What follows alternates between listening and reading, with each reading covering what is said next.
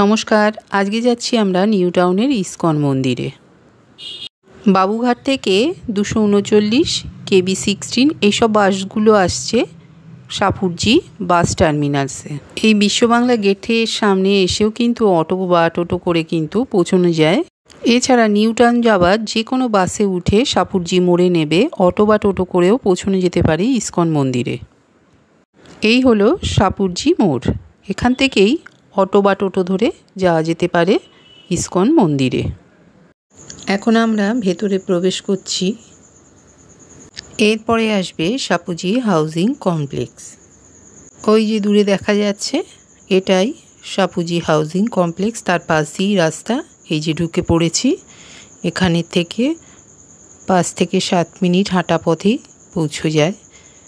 এই মন্দিরের ভেতরে প্রবেশ করেছি। আজকে যেহেতু রবিবার তাই অনেক গাড়ি এসছে দেখতে পাচ্ছি। সবার আগে মন্দিরের কুপনটা কেটে নেব। তার আগে দেখিয়ে দিই এই মন্দিরের আশপাশটা কি কি আছে।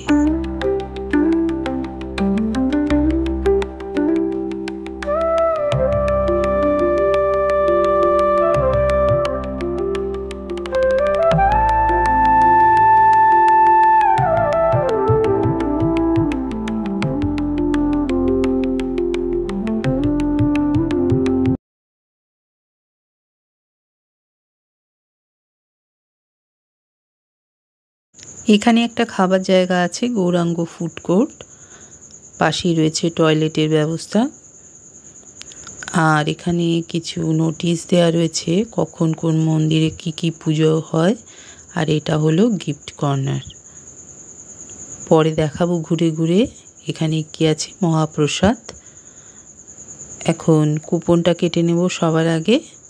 তো কুপন মূল্য রবিবার দিন একটু বেশি থাকে, আর অন্যান্য ছুটির দিন ছাড়া অন্যান্য দিনে কুপন মূল্য কিন্তু এখন 70 টাকা। রবিবার দিনের জন্য কুপন মূল্য 110 টাকা।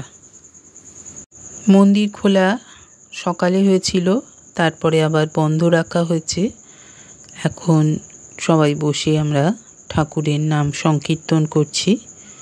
এখানে একটা আলপনার মতন রয়েছে ফুল দিয়ে আবির দিয়ে। আর ওই দূরে দেখা যাচ্ছে গোশালা। চলুন গোশালা থেকে একবার ঘুরিয়ে নিয়ে আসি।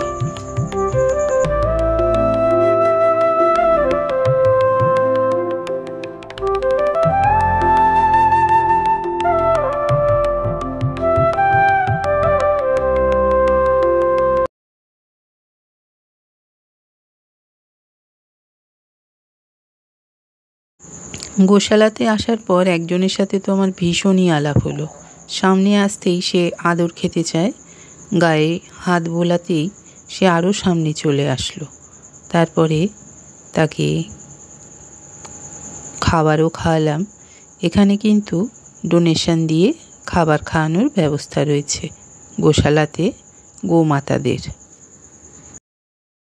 এরপরে মন্দিরের ভেতরে প্রবেশ করব আমরা। তো এখানে দেখতে পাচ্ছি খাবার জলের ব্যবস্থাও রয়েছে। মন্দিরের চারপাশটা হচ্ছে এই রকম। মন্দিরের ভেতরে প্রবেশ করতে হলে কিন্তু জুতো বাইরে রেখে তারপরে মন্দিরের ভেতরে প্রবেশ করতে হয়। এই হলো আন্ডার কনস্ট্রাকশনের কাজ চলছে মন্দিরের। এখানে রয়েছে কিছু তুলসী গাছ দেখতে পাচ্ছি। আর সেবায়িতরা থাকেন এই ঠিক মন্দিরের পাশে লাগোয়া বিল্ডিংয়ে।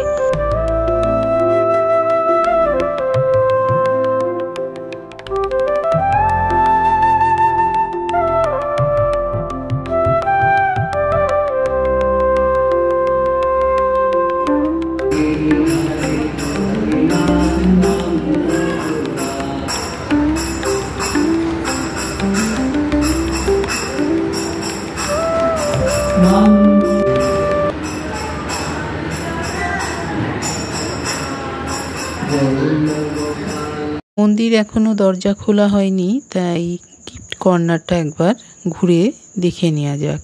এখানে ঠাকুরের যাবতীয় জিনিস, ঠাকুরকে যা যা প্রয়োজন হয় ঠাকুরের পুজো করতে, সেগুলো কিন্তু সব কিছুই এখানে পাওয়া যাচ্ছে। এছাড়া ফটো, নানা রকম ঠাকুরের মূর্তিও রয়েছে। এখানকার গোশালার ঘি থেকে শুরু করে হ্যান্ডমেড আচার পর্যন্ত সব কিছুই রয়েছে এখানে। গিফট হিসেবে কাউকে কিছু উপহার দিতে হলে এখান থেকে অবশ্যই কেনা যেতে পারে। আমরাও বাড়ির জন্য কিছু জিনিস কিনেছিলাম এবং সেগুলো দেখলাম খুবই ভালো। আর এই হলো ঠাকুরের মহাপ্রসাদ। এখান থেকে কোনটার কি দাম আছে সেটা দেখিয়ে দিলাম। এরপরে দেখলাম মন্দির খুলে গেছে এবং আরতি হতে শুরু হয়ে গেছে।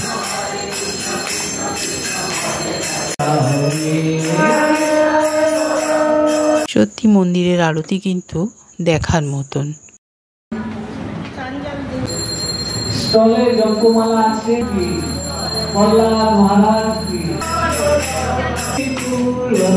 অপূর্ব সুন্দর। চারপাশে সবাই ঠাকুরের নাম সংকীর্তন করছিলেন এবং যিনি আরতি করছিলেন তিনি খুব ভক্তি ভরে ঠাকুরের আরতি করছিলেন।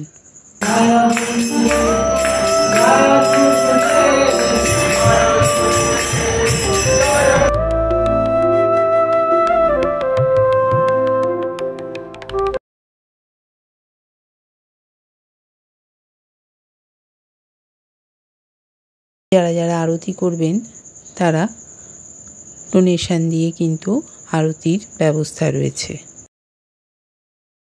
এই হলো বাস নাম্বার 239, যেটা বাবুঘাট থেকে ডাইরেক্ট সাপুজি পর্যন্ত আসে, কারণ সাপুজিতেই রয়েছে এর টার্মিনালস।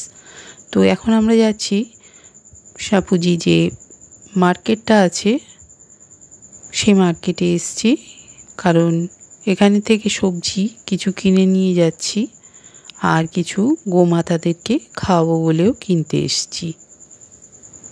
তবে দাম যে খুব সস্তা পড়েছে তা না, আমাদের এখানের মতনই দাম।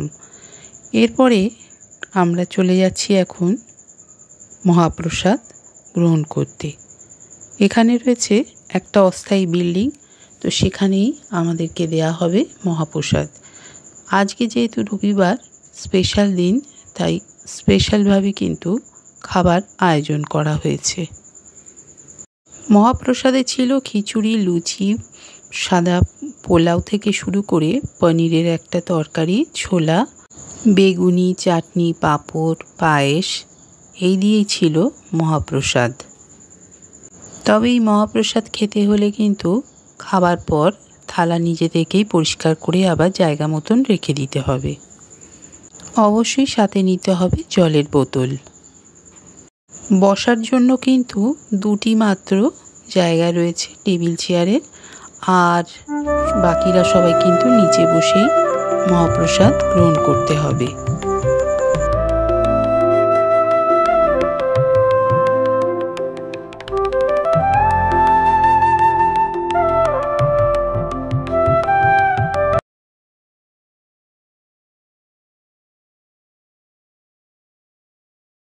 প্রসাদ গ্রহণের পর্ব শেষ, এবার বাড়ি ফেরার পালা। আজকের দিনটা খুবই ভালো কাটলো। সারাটা দিন সময় বেশ ভালোই কেটে গেল ভক্তি, শ্রদ্ধা আর অটুট বিশ্বাসের মধ্যে দিয়ে। রাধে রাধে, জয় শ্রীকৃষ্ণ। সবার মঙ্গল হোক।